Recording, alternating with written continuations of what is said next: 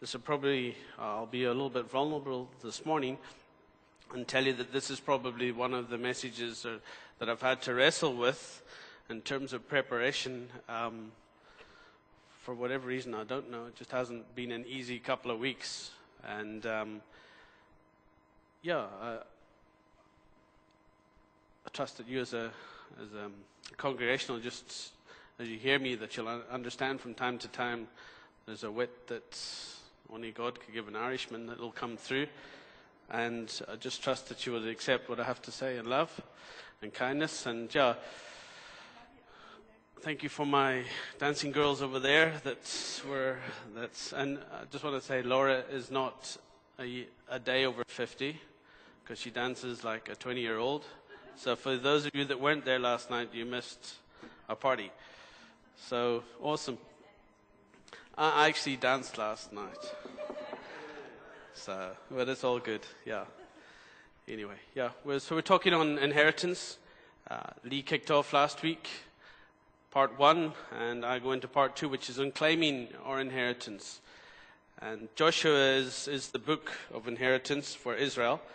And my perception of Joshua was one pretty much, and always has been, like my own Joshua. So Josh, you can stand up there. As Viv said today, she didn't recognize my Josh this morning because he came strutting in here this morning looking like he owned the place. But my perception of Joshua when he was a young man is obviously someone with strength, mental capabilities, physical capabilities, and an all-rounder. And as Joshua got a little bit older, he became more like John Cole. The other side of 50, a bit quirky, gammy leg, knee, whatever it may be. But whether you knew it or not, that's when Joshua went in to spy out the land. He wasn't 20, he was the other side of 50. So John, there's hope for you. We'll send you in to spy out the land. And he was 85 when he took over as leader of Israel, and he passed away when he was 110. So for those of you that need to put things into perspective and get a picture on it, that's how it rolled. So at 50, he went in to spy the land. So he was obviously, he was an operator. So the people of Israel learned that under Joshua they had security. They had a guy that was prepared to fight for them. They had a guy that had a pip that worked, and that with 3 military campaigns and 30 enemy armies that he encountered, the fight that Joshua had on his hands was not just physical, it was spiritual as well. And for us this morning, we need to learn that when we have those battles, that it's going to be faith and obedience that get us through, and not necessarily our physical that takes us through. So Psalms 2 verse 8 goes something like this: "Ask of me, and I will give you the nations for your inheritance and the ends of the earth for all your possessions." So it would be fair to say that the book of Joshua is on claiming our inheritance this morning. And it's instructions for battles that we're going to face. It's instructions for battles that we've already faced. And it's instructions for battles that are still coming our way. Both physical battles and spiritual battles this morning. So if Joshua was standing before us this morning, he'd probably be saying to us, be strong and of good courage, because that's what we need to fight it. So in the physical, we as men and women are generally quite adept at fighting our own battles. We want things to happen. When the going gets tough, we tend to fight our battles on our own. We don't rely on God as much as we should. And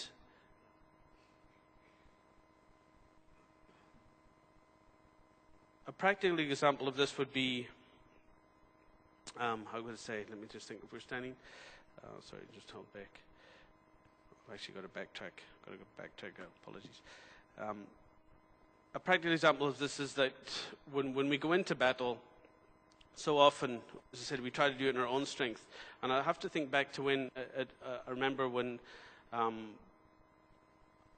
had my heart attack, and it was a drug-induced heart attack, that I tried to do things in my own strength. And I realized that it wasn't possible. And God gave me a couple of choices at that time. And for those of you that know my testimony, the one was obviously He came and He spoke to me. And God speaks to us in a number of ways, but the one is immediately, and the other is through immediate way. And it's vision and voice, and the other one is a prophetic word.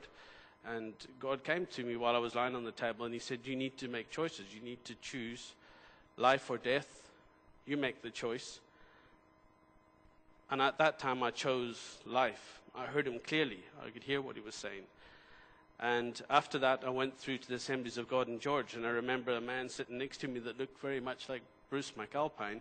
And he said to me, this man came and sat next to me, and he spoke into my life with a prophetic word, a word of knowledge, and said that my grandmom and my granddad, Fred, were praying for me at that very moment when I'd had my heart attack. And so that's how God speaks. He speaks through other people, but it's also the prayers of other people that are the reason why most of us are here this morning. People prayed for us. And Timothy, when he was young, his grandmother and his mother prayed for him. And they had faith for him and for his ministry that was about to unfold. So if it weren't for that life-changing moment, I wouldn't be here. And so this morning, what I need to bring is, and what I'd like to bring is, more 10 practical points on how we can claim our inheritance. It's stuff that we live every day. It's not anything new. But I think I just this morning want to highlight it to help us on this journey. And inheritance is usually, as we see it from the human side, is about, we look at the financial and the material. But this morning, I want us to look at the unseen inheritance. So, point 1, if you're taking points, we need to desire to follow Jesus. It's a bit difficult for you to claim your inheritance in Christ if you don't have a relationship with Him. The reverse is it's a bit difficult to claim your inheritance from your earthly father if you've got no relationship with your earthly father. You won't be the one getting that inheritance. So if you can remember, when you first asked Christ into your life, it was a life-changing moment for you. And it's a choice that we made as individuals. And as you make that choice, there has to be change.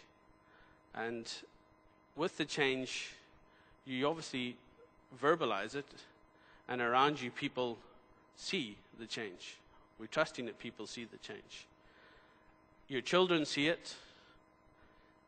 The people that you spend time with see it. It becomes something infectious. Your relationship and your desire to follow Jesus only becomes more and more concrete as you spend time, hopefully, around like-minded people. When I had that heart attack, the one chap that experienced it with me was my next-door neighbor, and he was Paul, a Catholic, and he said to me the next day, we were just reflecting on everything, and he said to me, you know what, I hear what you have to say, and I hear that there was God in this thing, but I don't understand. But what I will do, however, is stand back and I'm going to watch you for a year. And almost to the day, a year after that, he contacted me when we had already moved away and said, that year's up. And he said, I've made a commitment to Christ. So through your desire to follow Jesus, other people see it. They might not necessarily do something about it there and then, but over a period of time, they're going to reflect on it. And this is what happened there. So Ephesians 1:13 and 14 goes, in Him you also, when you heard the word of truth, the gospel of your salvation, and believed in Him, were sealed with the promised Holy Spirit, who is the guarantee of our inheritance until we acquire possession of it, to the praise of His glory. So Christ needs to be number one in our lives. We need to have a desire to follow Jesus to claim our inheritance. Point 2, to claim His inheritance, we need to spend time in the Word.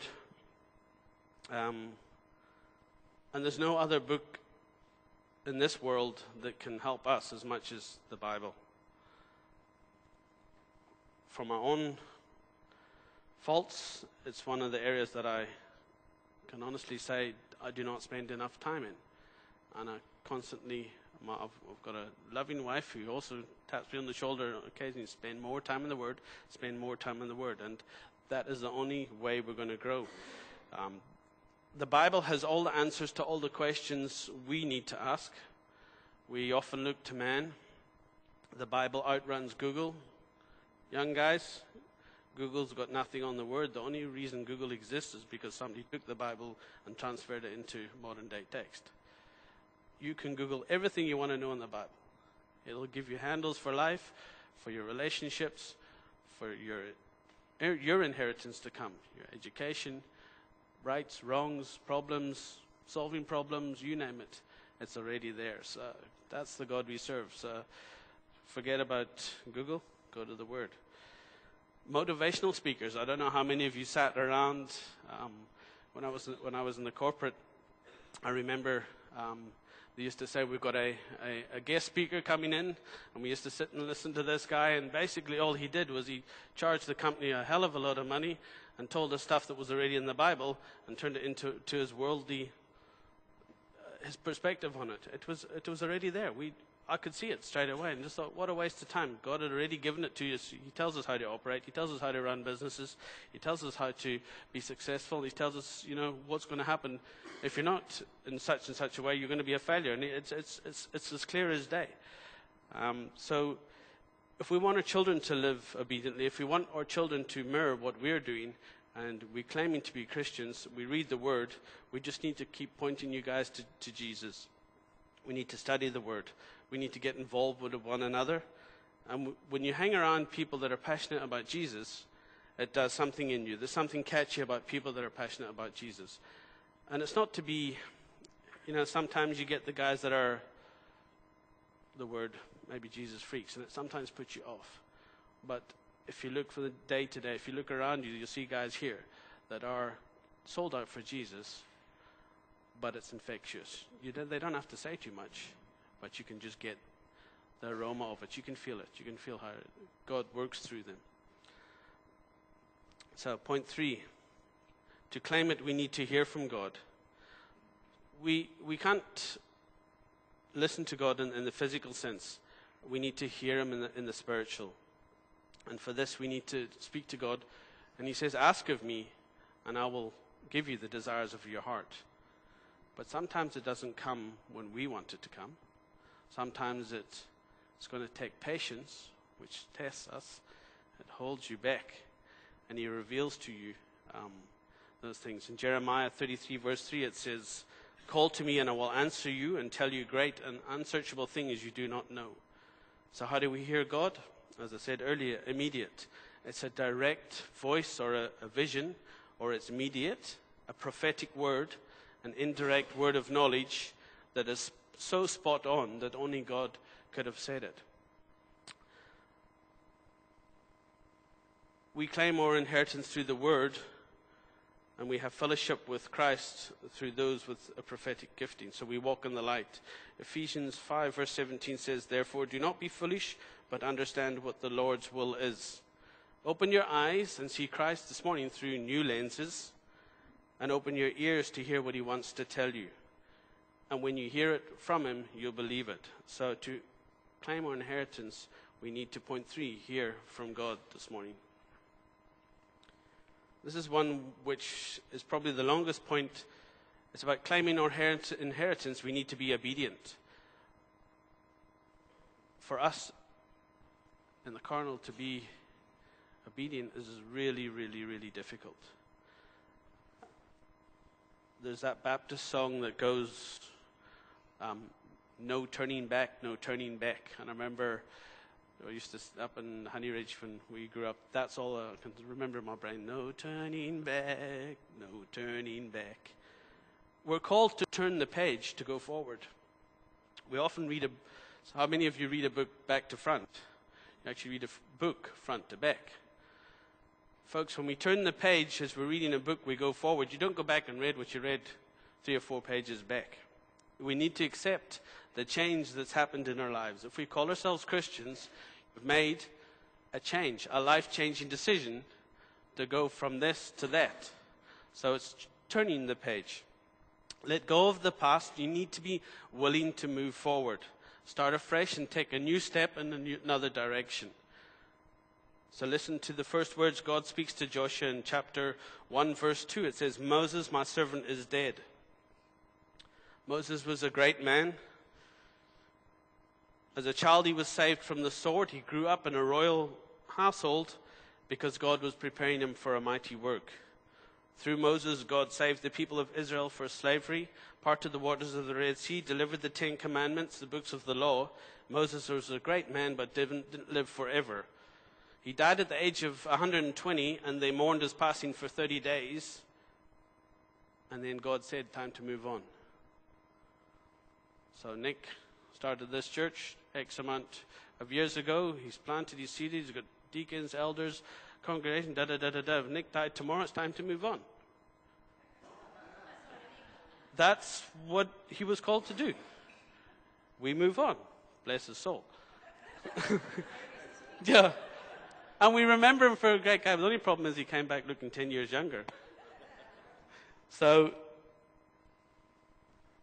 verse 2 goes, Moses, my servant, is dead. Then you and all these people get ready to cross the Jordan into the land I'm about to give you. So God was saying to Joshua, time to turn the page. We're moving on. We're moving on. So to claim our inheritance in our obedience, we need to move on. We need to keep going forward. We can't go backwards. So for those of you that are still in that desert experience with your crusties in the nostrils, guys, blow them out. Clear out. We're moving on. Let go of yesterday. How many of you, I thought last night, Laura chose all the songs. Some of them were before I was born. And but there was a bit of a ting to them. But how many of you look back in your school days on the past? And you say, yeah, you remember those days. Those were good days, But it's actually a lie. It's those days where they may have seemed like good days. But sometimes the tricks of the past hold us back from going forward. So turn the page. What in your past is holding you or blocking your future? Let go of it. And I thought to myself, you know what? Just reword that one. Sometimes if we don't let go of the past, it will block our future. In Deuteronomy 8, it speaks about being careful to obey. Even when we obey God and what He has for us in His Word, we sometimes think that that's a guarantee. There's no guarantees. It's up to us to do what God's called. So this morning, if there's unforgiveness in your heart, if you've got the zig for somebody, if you're cheesed with somebody, be obedient and go and make it right. That's why there's no coffee here, because we're all going to go into little huddles over there, and you're going to make right with those that have cheesed you off. I'm only joking. It's not going to happen, but it's just, guys, think about it. To claim your inheritance, we need to be obedient. If we've done somebody in, if there's something we need to make right, make it right. We've got to move forward. Point 7 is claiming our inheritance through an orderly lifestyle. Another critical point, orderly lifestyle. So you may say, define an orderly lifestyle. Well, my house is chaos. So there's no ways that I can stand before you here and say that I got it sorted. I don't lead an orderly lifestyle, and actually would love to have an orderly lifestyle. When you ask God into your life, things have to change. So it's like you guys, it's like digging for diamonds. Before you dig for diamonds, you have to stake your claim. When you stake your claim, you're saying, I'm a Christian. There's got to be change in my life. I'm standing fast now. This is my, what do you call that area? Sometimes it's my lentil patch. Okay, so this is my diamond patch. This is my diamond patch. I'm staking my claim. I will give you every place where you set your foot, God says, and He makes the same promise to us today. And He wants to give us ownership in every area of our lives. This is what Christ wants for us this morning in each and every area of our life. When we speak about orderly lifestyle, I just want you to make some points as you go along. Just make some mental points. God doesn't want us to be defeated in our jobs. We understand what it's like to live in that. It's a tough nut. He doesn't want us to be struggling in a work environment where we're always on the brink of failure, where you're always trying to please your boss, where you can't perform effectively, be always trying to be 100% right. It doesn't happen. God doesn't want us to be seen as failures. We work where we work. In our schools, you do what you can. We have capacity to do so much. We can't do any more than that. We have our limits. Each one of us have our limits. But God wants you to thrive in the workplace. And this morning, in the words of Solomon, it says, to find satisfaction in all your toil, this is the gift of God. This is what God wants for us, to be happy in the workplace, to be happy in school, to be happy where you find yourself. But not just that, reflect in the opposite of, obviously, work is obviously play, but let's talk about home. At home, he doesn't want us to be at loggerheads with our wives. He doesn't want us to have stress and tension at home. He wants children and parents to be happy. He wants them to be peace. He's not saying you need to be rich to live a happy lifestyle. Money is a necessity, but he wants you to have an orderly lifestyle. I've learned once or twice, and I'm probably in the process of learning again, that the less you have, the happier you actually are. And, that's just for me. But it also applies in your spiritual life. So for those of you that are struggling with sin, struggling with obedience and burnout, you can experience love and joy and peace, patience, kindness, and goodness this morning through Christ. So it's time to stake your claim. Look at your lifestyle. Look at every place you set your foot. Your home, your work, your church, your ministry, Little League, the golf course, your neighborhood, your social life, your health, your finances, your friend. Are you a Friday raise hell party animal, or are you a Sunday heaven sent?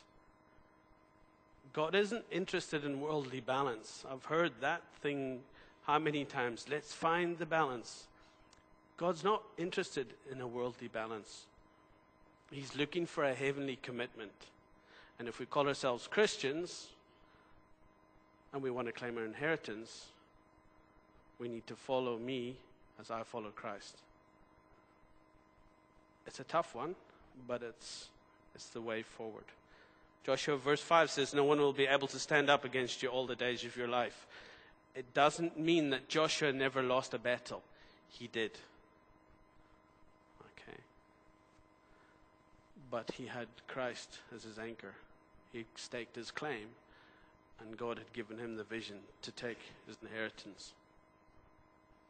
So this morning you can stake your claim through a disciplined lifestyle. Young people, learn discipline. When we grew up, we used to get the whack at school. It worked wonders. Things have changed. Spare the rod, spoil the child. Learn discipline. When a teacher says, do this, do it. When Mr. Rhino at Naisna High says, do this, do it. He's disciplined. Watch him. Proverbs is the contrast between the wise man and the fool. And I think each one of us here are wise. I don't think there's anybody stupid amongst us. I'm not going to ask you to put your hand up if you think you're stupid.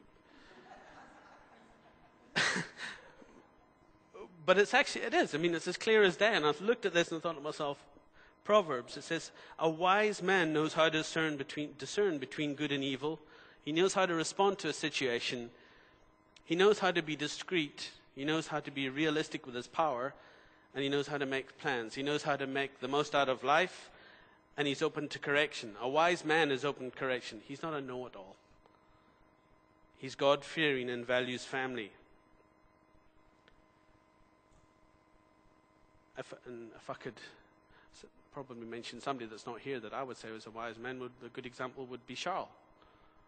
that to me is he's a wise man. And so, as I look at Charles, I don't say that I strive to be like Charles, but actually, yes, there's things I see in Charles that I need to find for myself. But Charles has found those things already in Christ. He knows it. He's seen it. And so, follow me as I follow Christ. I need to make corrections. I need to do things in my own life to follow Christ. So, Paul in Titus 2 goes something like this. Quickly. So what must be taught to various groups? Go back to the word. It says, you must teach what is in accord with sound doctrine. Teach the older men to be temperate, worthy of respect, self-controlled, sound in faith, in love, and in endurance. Endurance. John Cole, endurance. Likewise, teach the older women to be reverent in the way they live, not to be slanderers or addicted to too much wine. It's amazing how many women drink these days. But to teach what is good, then they can train the younger women. So older women, we're called to train the younger women. These ladies here sitting in front of us, older women need to train you girls. To love their husbands and children, to be self-controlled and to be pure. To be busy at home, to be kind, and to be subject to their husbands. So that no one will malign the word of God. Simply encourage one another, young men, to be self-controlled, Josh McCaw, in everything that is set an example by doing what is good. In teaching, show integrity, seriousness, and soundness of speech that cannot be condemned, so that those who oppose you may be ashamed because they have nothing bad to say about us. This morning, we don't want people saying bad things about us. So we need to do good. We need to stake our claims. So other areas for us to look at in order to gain our inheritance through that orderly lifestyle. Finances. It's always a sticky one. And the first thing that comes to hand is money. I haven't got enough, or I've got too much.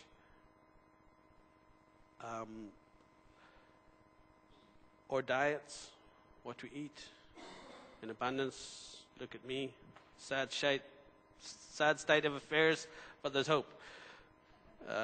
Or habits, you know. I said I smoked for 20 odd years. God took it away from me in a heartbeat through a heart attack. Or schedules. Sometimes we're so busy in the world, or so busy about what we need to do that we forget about God, or things get cluttered. And our actions. That's another one. Those of you that know me know that the Irish in me is wild. Well, used to be. So if you ever need a boxing partner, come to me. And last week I lost my temper. I had a terrible. Sean, he's not even here. I'm actually glad because I was going to apologize to him today. Sean, God sent Sean, and you all know Sean. And he asked me for a job. So he's been working with me on Friday afternoons, and I know why he's there, because it's probably the worst thing to work on the taxi rank on a Friday afternoon. So Sean sits there next to me, and he's doing my computer work like this.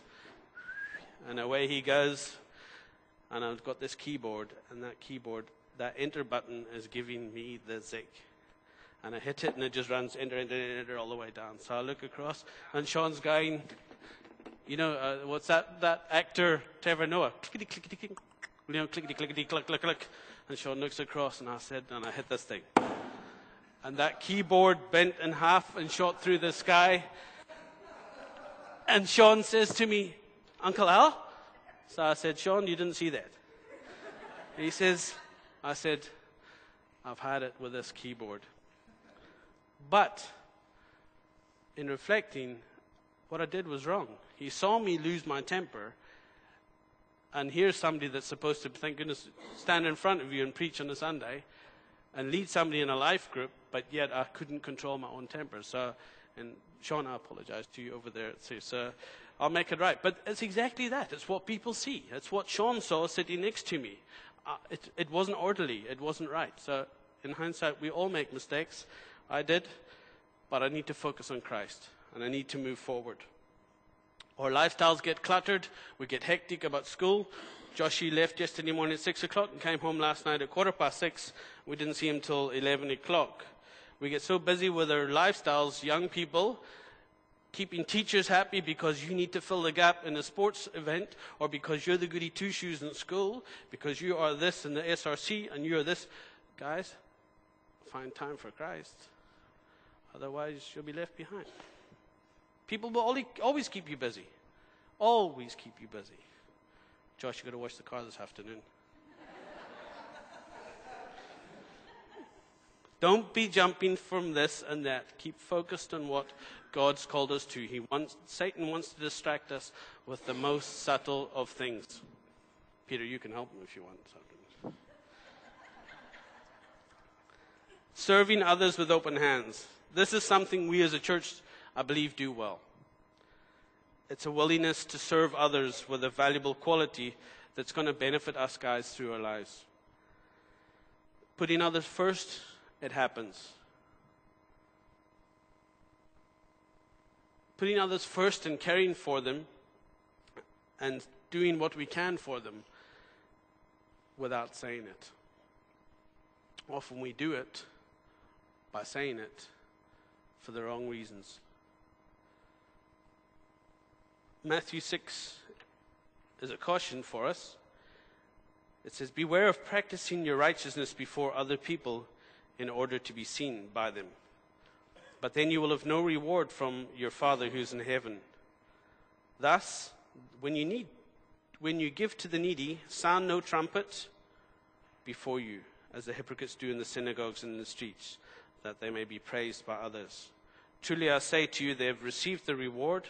But when you give to the needy, do not let your left hand know what your right hand is doing, so that you may be giving in secret.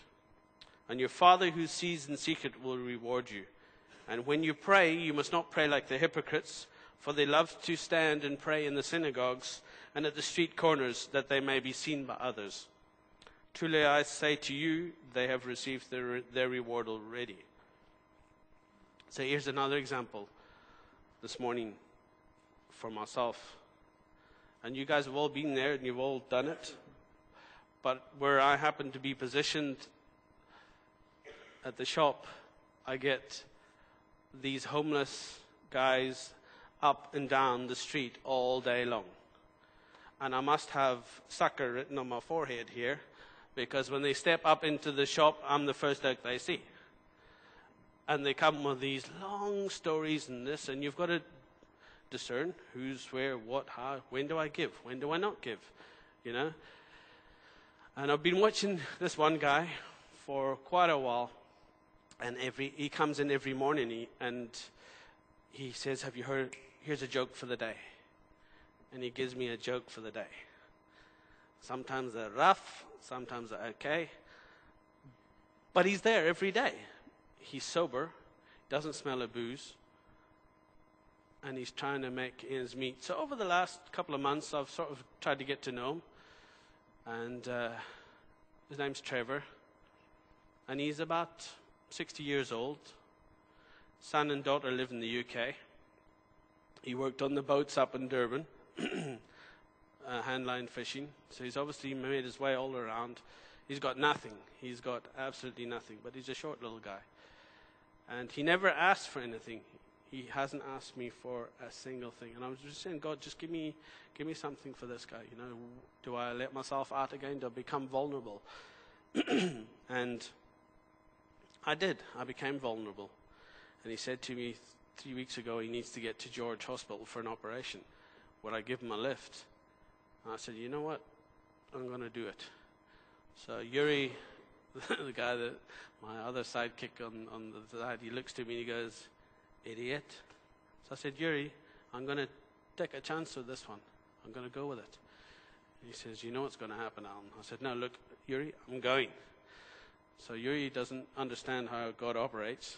So the next morning, 5:15, I got out of bed, told Susie she must sort out the kids, get them to school. I've got to get this guy to hospital. And at 6 o'clock, I'm sitting at the Total garage waiting for Trevor.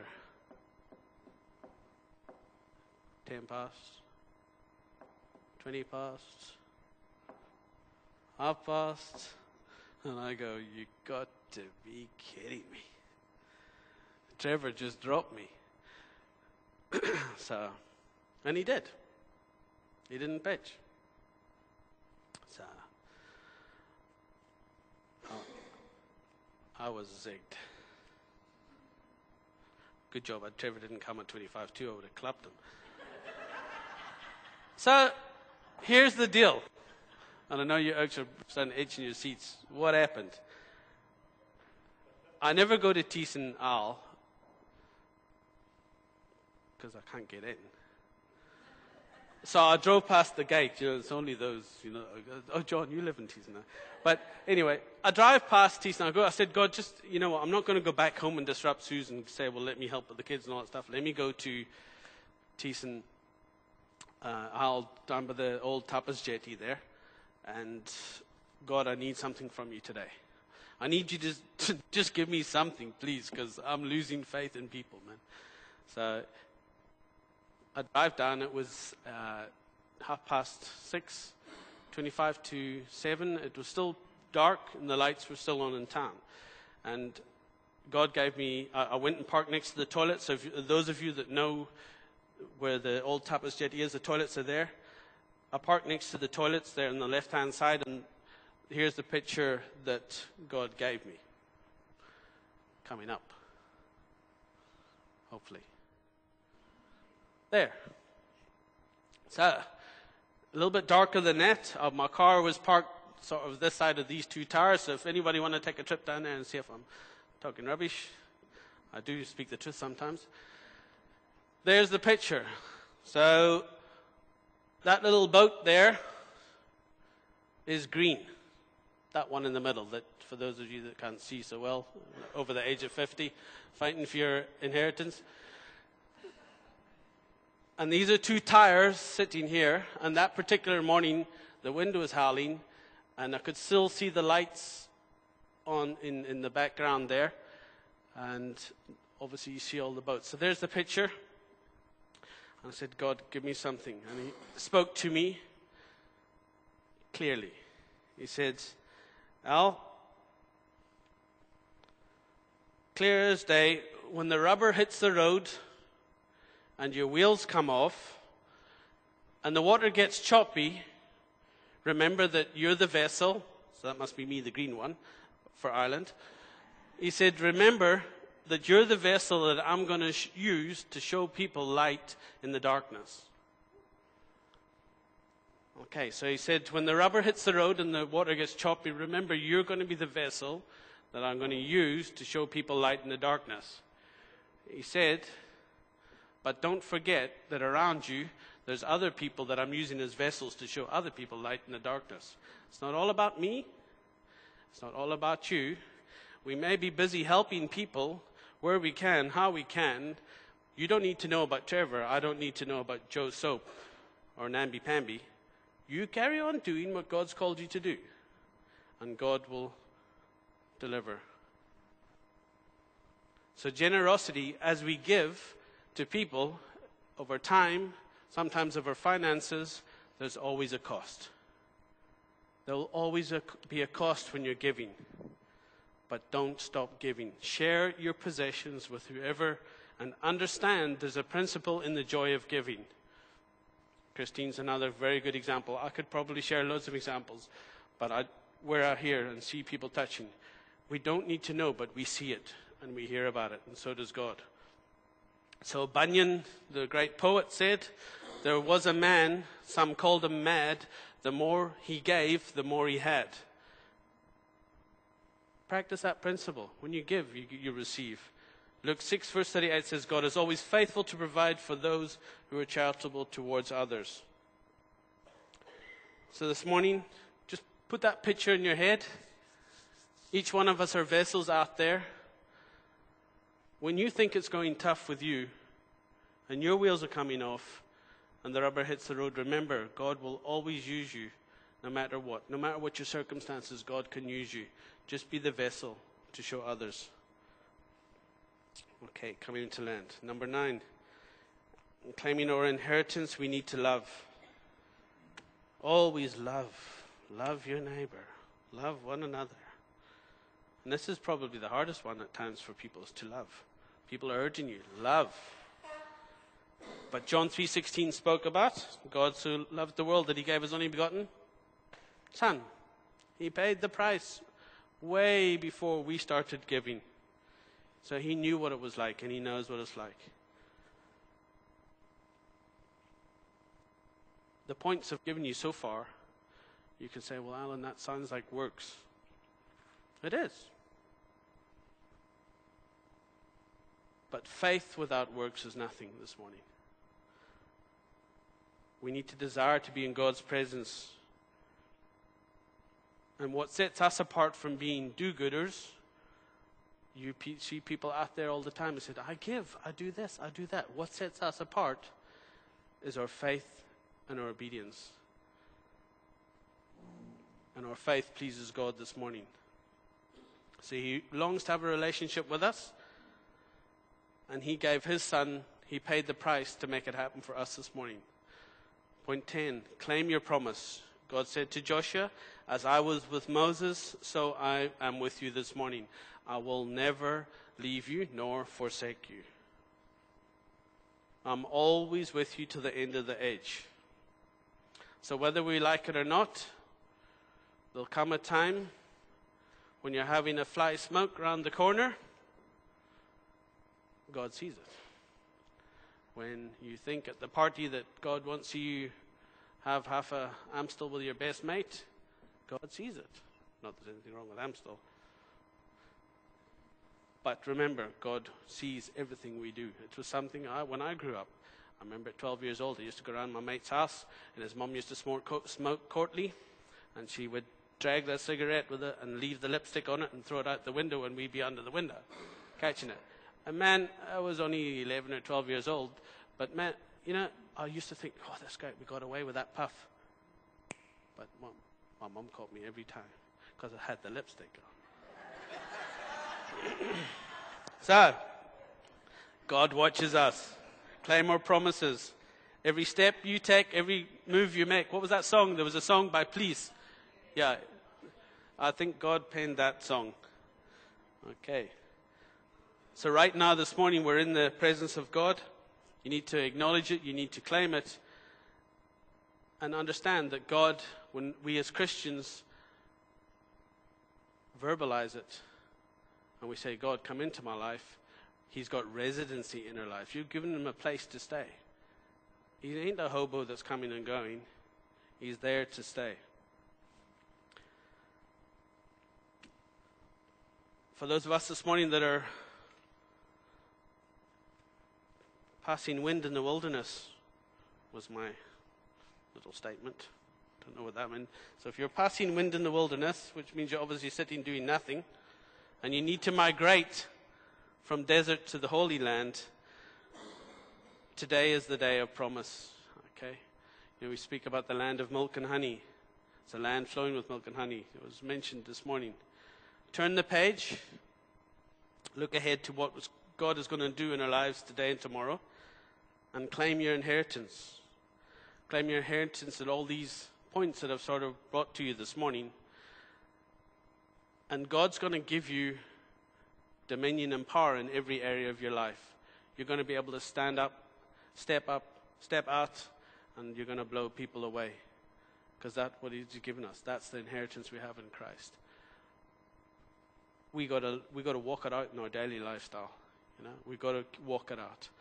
And it's hard, and it's people, the eyes are on us all the time. But folks, this morning, just remember, God said to us, in these battles, as you claim your inheritance, I will never leave you nor forsake you. Love your Father. Amen.